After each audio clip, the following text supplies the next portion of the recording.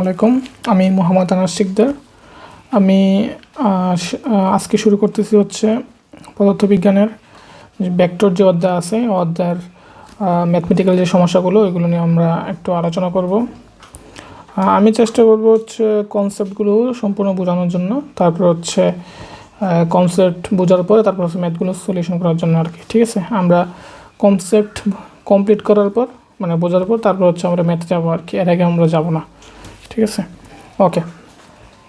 প্রথম হচ্ছে যে আমরা প্রথমে মানে ভেক্টর সম্পর্কে কিছু বোঝা লাগবে আর কি, যে জিনিসগুলো আসলে কি।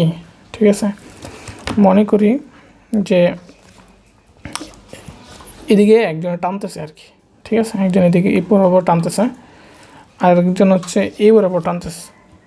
ঠিক আছে, তো নর্মালি কী হবে, যদি কোনো একটা বস্তু থাকে, বস্তুটা কি এই বরাবর যদি একজন টানে, এই বরাবর যদি একজন টানে, তাহলে আলটিমেটলি কি এটা এদিকেও যাবে না এদিকে যাবে না, মাঝখান বরাবর একটু সামনে আগাবে, তাই না?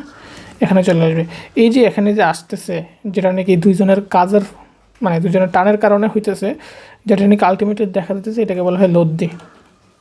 ঠিক আছে, এটাকে বলা হয় লব্ধি। আর এই লব্ধিটাকে আমরা আর দ্বারা প্রকাশ করি, লব্ধিটাকে আমরা আর দ্বারা প্রকাশ করি, আর এটাকে আমরা প্রকাশ করি পি, এটা হচ্ছে কিউ। ঠিক আছে, এই যে আর এর মান বের করার জন্য এই সূত্রটা এখানে লেখা আছে। সূত্রটা হচ্ছে কি, আর সমান root over p square plus q square plus 2pq cos alpha. এটা হচ্ছে আর এর মান বের করার সূত্র। ঠিক আছে, এগুলো কি হইতে হইব, এটার যে ইউনিট মানে হচ্ছে কি পিওর যে ইউনিট, এটা যদি নিউটন হয়, আর কিউর ইউনিট যদি নিউটন হয়, পি এর ইউনিট যদি নিউটন হয়, তাহলে হচ্ছে আর এর ইউনিটে কী হবে, নিউটন হবে। মানে এই দুইটা জিনিস কি একই ইউনিটে হইতে হইব। ঠিক আছে, দুইটা, এগুলোকে বলা হয় উপাংশ, এগুলোকে বলা হয় কি, এই যে দুইটার মাধ্যমে তৈরি হইতেছে, এই দুইটা জিনিসকে বলা হয় উপাংশ। আর যেটা নাকি ফলাফল অর্থাৎ যেটা নাকি রেজাল্ট্যান্ট, সেটাকে বলা হয় লব্ধি। ঠিক আছে, এই লব্ধি তৈরি হয় দুইটা উপাংশের মাধ্যমে। দুইটা উপাংশ যখন নাকি একসাথে কাজ করে তখন হচ্ছে লব্ধিটা তৈরি হয়। ঠিক আছে, মানে অনেকটা আমরা এরকম বলতে পারি আর কি, যে মানে কেউ যদি ফুটবল যদি একজনের দিকে বেঁধে দেয়, আরেকজনের যদি পাস দেয় এদিকে, তাহলে এদিকেও যাইতেছে না ওইদিকেও যাইতেছে না, কিন্তু যাইতেছে কোন দিকে, এদিকে মাঝখান বরাবর, বা মানে এর দুইটার মাঝখান বরাবর কোনো একটা জায়গাতে যাবে, সেটা হচ্ছে কি লব্ধি। ঠিক আছে, ওকে। তাহলে হচ্ছে আমরা অঙ্কটা করি আমরা। ঠিক আছে, কনসেপ্ট আমরা যেহেতু মোটামুটি বুঝছি, এখন আমরা অঙ্ক করি। ওকে, এখন বলছে হচ্ছে কি প্রশ্নটাতে, যে দুইটি ভেক্টর রাশির প্রত্যেকটির মান 5 একক, মানে একক বলছে। ঠিক আছে, 5 একক, মানে মান কত এটা আমরা জানি না, শুধু বলছে 5 একক। আচ্ছা, 5 একক বলছে। তাহলে তারা কীভাবে আছে, তারা একই বিন্দুতে পরস্পর 120 ডিগ্রি কোণে ক্রিয়া করে। তার মানে হচ্ছে কি, ধরলাম এটা একটা, ধরলাম এটা একটা, এটা হচ্ছে কত 120 ডিগ্রি কোণে আছে, আর প্রত্যেকটা মান কত 5 একক করে। এটা 5 নিউটন হতে পারে, 5 মিটার পার সেকেন্ড হতে পারে, যে কোনো জিনিস হতে পারে, মানে দুটো একই ইউনিটে আছে, একরকম জিনিস। ঠিক আছে, ওকে। তাহলে বলছে কি তাদের লব্ধির মান ও দিক নির্ণয় করতে বলছে, দুটো জিনিস বের করতে বলছে, মান এবং দিক। ঠিক আছে, মানও বের করতে বলছে, দিকও বের করতে বলছে। আচ্ছা, প্রথমে আমরা মান বের করি। মান বের করার জন্য আমরা সূত্র অনুসারে আমরা যে কোনো একটা পি ধরলাম, এটা পি, এটা কিউ ধরলাম। ঠিক আছে, আর আলফার মান কত 120 ডিগ্রি। আলফা মানে কি, এই দুইটার মধ্যবর্তী যে কোণ ওইটাকে বলা হয় আলফা। ঠিক আছে, যে উপাংশ যে দুইটা আছে, ওই উপাংশ দুইটার মধ্যবর্তী কোণ হচ্ছে আলফা, আর উপাংশ মাঝখানে যেটা নাকি যাবে এটা হচ্ছে লব্ধিটাকে বলা হয় থিটা। ঠিক আছে, এটা বলা হয় কি থিটা, এটা বলা হয় আর। তাহলে আর সূত্র অনুসারে কি, আর যে বলো root over p square plus q square plus 2pq cos alpha. ঠিক আছে, তখন পির মান 5 বসাইলাম, কিউর মান 5 বসাইলাম, মানে আলফার মান 120 ডিগ্রি বসাইলাম। বসানোর পরে হচ্ছে 5 5 25, এরকমভাবে হিসাব করলে আমরা রুট ওভার 25 মানে 5 একক আসা করে। তাহলে আনসার হবে কি 5 একক। ঠিক আছে, আচ্ছা, এখন এটা আমরা বুঝতে পারলাম যে 5 একক। ওকে, এখন হচ্ছে দিক বের করা লাগবে। দিক বের করার জন্য সূত্র একটাই, সেটা হচ্ছে কি tan থিটা সমান q sine alpha by p plus q cos alpha. ঠিক আছে, এটা হচ্ছে সূত্র। আচ্ছা, আমরা বোঝার চেষ্টা করি। আচ্ছা, এখন হচ্ছে কোণের ক্ষেত্রে হচ্ছে একটাই সূত্র,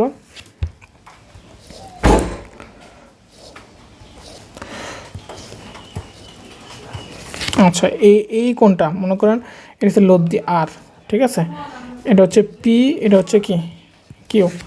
আচ্ছা, এটা হচ্ছে থিটা, আর এই উপাংশ যে দুইটা আছে উপাংশদের মধ্যবর্তী কোণ হচ্ছে আলফা, ঠিক আছে। আর পি উপাংশের সাথে লব্ধির যে কোণটা এটাকে বলা হয় থিটা, ঠিক আছে। আমাদের কিন্তু দুইটাকে আলাদা করা লাগবে, ঠিক আছে। থিটা কোনটা, কোনটা আলফা। থিটা হচ্ছে যেটা নাকি পি অথবা কিউ যে কোনো একটা সাথে উপাংশের সাথে যে কোণটা থাকে এটা হচ্ছে কি থিটা। আর উপাংশতে দুটো আছে পি এবং কিউ, এর মধ্যবর্তী কোণ যেটা এটা হচ্ছে আলফা, ঠিক আছে। ওকে, এখন হচ্ছে আমরা বোঝার চেষ্টা করি হচ্ছে কীভাবে সূত্রটা লিখতে হয় আর কি। এটার ক্ষেত্রে হচ্ছে আমরা লিখতে পারি যে টেন থিটা সমান, আচ্ছা আমরা কি জানি টেন থিটা সমান sine theta by cos theta. আমরা তো আগে থেকেই সূত্র জানি, 9 আমরা শিখছি টেন থিটা সমান sine theta by cos theta, অথবা আরেকটা আছে কি টেন থিটা সমান 1 বাই কট থিটা, তাই না?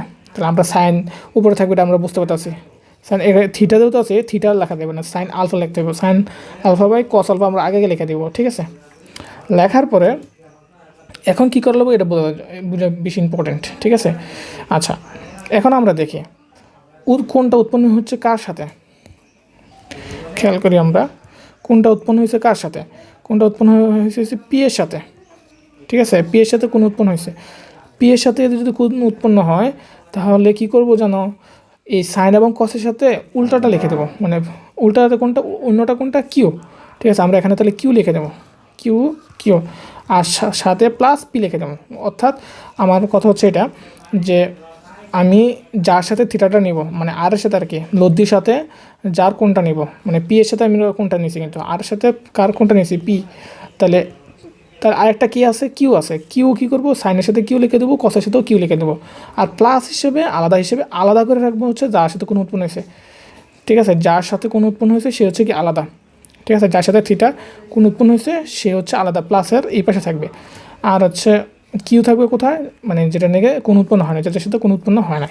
আমি আবার বলতেছি, যদি এরকম হয় ফর এক্সাম্পল যে কোনটা উৎপন্ন হয়েছে পি এর সাথে কিউর সাথে না, মানে ফর এক্সাম্পল অন্য কিছু একটা আমি দিয়েছি, ঠিক আছে, বোঝার জন্য। যেমন আমি বললাম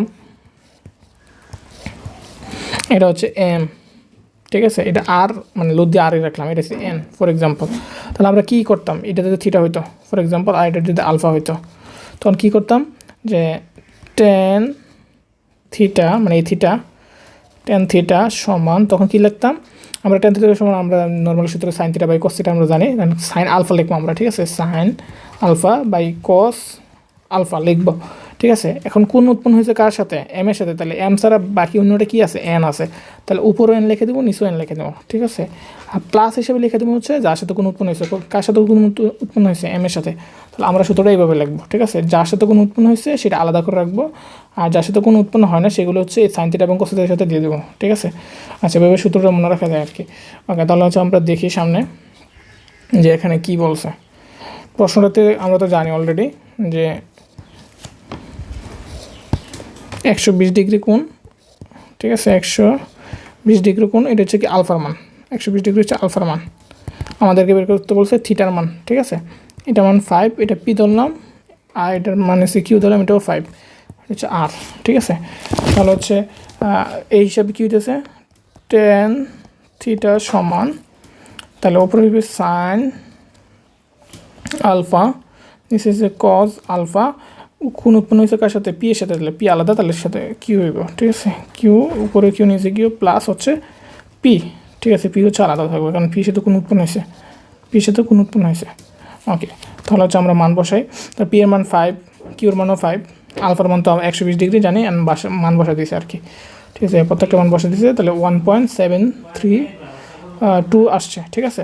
তাহলে এটা হচ্ছে টেন থিটার মান, টেন থিটার মান হচ্ছে 1.732, তাহলে থিটাই দেবো কি টেন ইনভার্স 1.732, তাহলে হচ্ছে আমার ডিগ্রিটা চলে আসছে 60 ডিগ্রি, ঠিক আছে। এটাই হচ্ছে আমাদের আনসার।